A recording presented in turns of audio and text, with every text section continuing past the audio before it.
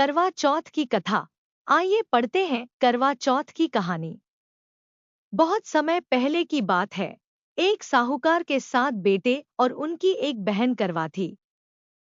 सभी सातों भाई अपनी बहन से बहुत प्यार करते थे, यहाँ तक कि वे पहले उसे खाना खिलाते और बाद में स्वयं खाते थे। एक बार उनकी बहन ससुराल से मायके आई हुई थी। शाम को भाई जब अपना व्यापार व्यवसाय बंद कर घर आए तो देखा उनकी बहन बहुत व्याकुल थी। सभी भाई खाना खाने बैठे और अपनी बहन से भी खाने का आग्रह करने लगे, लेकिन बहन ने बताया कि उसका आज करवा चौथ का निर्जल व्रत है और वह खाना सिर्फ चंद्रमा को देखकर उसे अर्घ्य देकर ही खा सकती है।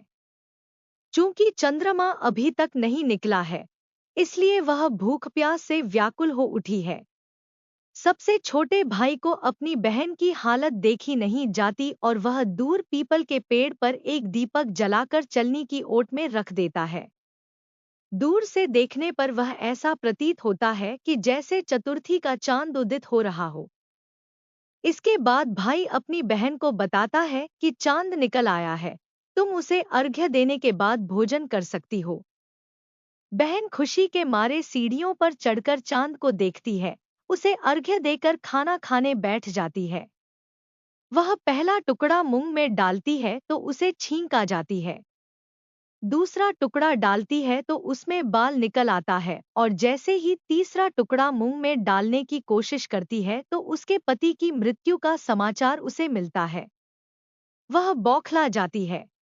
सच्चाई जानने के बाद करवा निश्चय करती है कि वह अपने पति का अंतिम संस्कार नहीं होने देगी और अपने सतीत्व से उन्हें पुनर्जीवन दिलाकर रहेगी। वह पूरे 1 साल तक अपने पति के शव के पास बैठी रहती है, उसकी देखभाल करती है। उसके ऊपर उगने वाली सुईनुमा घास को वह एकत्रित करती जाती है। 1 साल बाद फिर करवा चौथ का दिन आता है। उसकी सभी भाभियां करवा चौथ का व्रत रखती हैं। जब भाभियां उससे आशीर्वाद लेने आती है, तो वह प्रत्येक भाभी से यम सुई ले लो, यह सुई दे दो, मुझे भी अपनी जैसी सुहागिन बना दो, ऐसा आग्रह करती है। लेकिन हर बार भाभी उसे अगली भाभी से आग्रह करने का कह चली जाती है। इस प्रकार जब छठे नंबर की भाभी आती है तो करवा उससे भी यही बात दोहराती है। यह भाभी उसे बताती है कि चूंकि सबसे छोटे भाई की वजह से उसका व्रत टूटा था, अतः उसकी पत्नी में ही शक्ति है कि वह तुम्हारे पति को दोबारा जीवित कर सकती है। इसलिए जब वह आए तो तुम उसे पकड़ लेना और जब तक वह तुम्हारे पति को जिंदा न कर दे, उसे नहीं छोड़ना।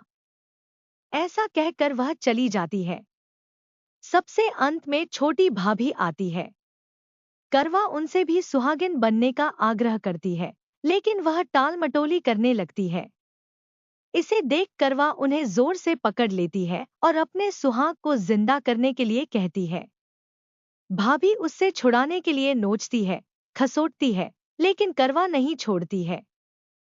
अंत में उसकी तपस्या को देख भाभी पसीज जाती है और अपनी छोटी अंगुली को चीरकर उसमें से अमृत उसके पति के मुंह में डाल देती है।